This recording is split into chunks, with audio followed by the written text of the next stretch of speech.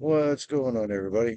Uh, Woke up for a little bit. About to go back to bed for a couple more hours, but just wanted to pop on and give you the anatomy of a trade from my point of view. So, um, as you can see, I've got the IPDA indicators on here, uh, and was kind of looking to see what was going on. Uh, And I saw this pullback after we've been pretty darn bullish. So I threw a quick fib on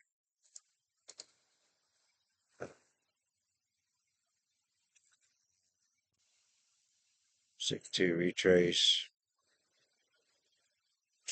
and we were right in that area. Okay. So I was looking, and I'll take that off so I can show you what else I was looking at because I was drawing things as they were happening in the trade. So the screen got uh, pretty cluttered. So, but what was happening right here? Um, is we had this fair value gap, and then the opening price, which is this green neon line, if you can see it, um, is the opening price of this order block. Okay. Uh, so this orange box is the order block from the a little above the opening price down to this quadrant on the IPDA. And then inside the order block, we had this fair value gap down here. So we've got a unicorn set up. Uh, and we're also at the 6-2 to 7-9, basically. It did break through the 7-0 a little bit on the wicks.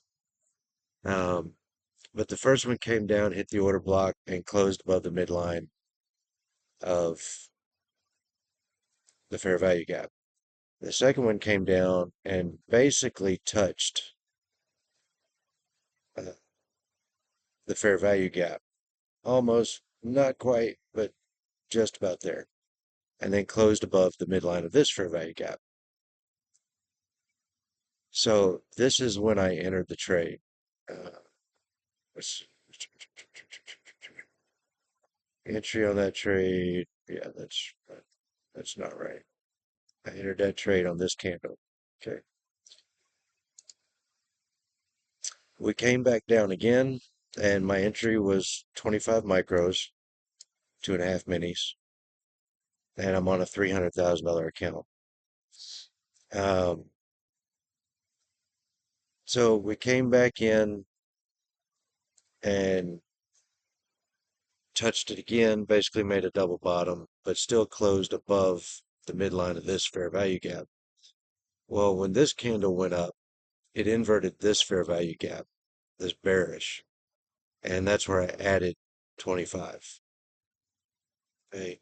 But we also had this order block to contend with. Now, this order block did not break structure, which makes it a weaker order block. Okay. It would have had to come down and break these lows for it to be a strong order block, which this order block did. It came down and then it broke this high. Okay. These lows don't really matter. That's internal structure. I would want to see an order block break external structure for it to be considered a strong order block. So I added 25 on the inversion of these gaps. Well, this one came down uh, and didn't completely touch the bottom of the inversion and then went up. Actually, I think it went up first. And as soon as we broke this high, I added another 25. So I'm in 77.5 minis. Okay. and then we came down, but then we closed up here and I kept watching and this one came down, broke the low, but just hit the bottom of the fair value gap and then took off. Okay. Um, and as soon as we got above the bodies of the order block here, I added another 25. Okay, so I'm in 10 minis at this point. Now, when I'm in that big, that can make a really big difference. Uh, but so all I did was take that 10 minis to the halfway point of this wick, and I took 50% of the trade off there. Okay. When I'm in that big, I'm not looking for a huge move on those 10. Just give me a little bit and I'll take them off. Okay. Because I'm still expecting price to go higher because I'm looking for it to take this double top here. Right. And above those double tops is this fair value gap to be uh, rebalanced. Now, I'm kind of expecting price to go up to the 1.5 and take all of these tops as well. But we're getting really close to that $3,000 market gold again. Uh, so I'm not real sure. But my rules are basically, the best place for a reversal is when it sweeps liquidity, which is these two highs, the equal highs here, relative equal highs, and then rebalance a fair value gap. And the rebalance of that fair value gap is also the opening price of this order block, which did break structure. Okay. Internal structure, external structure, and it broke that. Okay. Um, so you have an order block just above a fair value gap. This is the midline of the order block. Uh, and for the IPDA to complete, it's probably going to hit that midline, uh, fill in, and that's a pretty good place for a short. But there's a lot of liquidity sitting up above these 15-minute equal highs up here on this consolidation. Okay. So I don't know. I was kind of wanting to take this trade to the 1.5 deviation since we did strongly push back above the one. Uh, but we could have a good pullback here before going up, and I don't want to be in that big of a drawdown, especially on an Apex account. Yes, I said I was done with Apex, but I'm testing something pretty much on the mental side because the only account that I've made a lot of money in was a $300,000 account. Okay, that's the one where I made my 60K. So I'm wanting to see if my trade style just works better with the larger accounts. I know sizing, you could do the same sizing down on the smaller accounts, all of that, but it may just be a mental thing where I know I've got more room. Uh, so I'm just looking at that. So anyway, took off 50% here when we got uh, right before the equal highs and the midline of this fair value gap. I took off uh, another 25. So now I was down to just 25, 2.5 minis. And once we've rebalanced that fair value gap, I just went ahead and took off uh, at the opening price of this, just a little above the opening price when we rebalanced that fair value gap.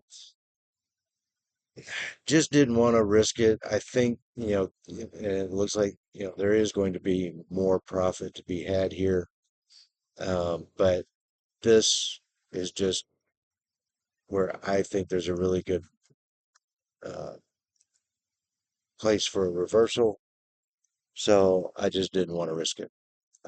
Ended up making almost 3,000. I tried to click it at 3,000 and it took $10 or $9.50 away from me. So, nah, I'm okay with that. Um, it was a $3,000 trade. Uh,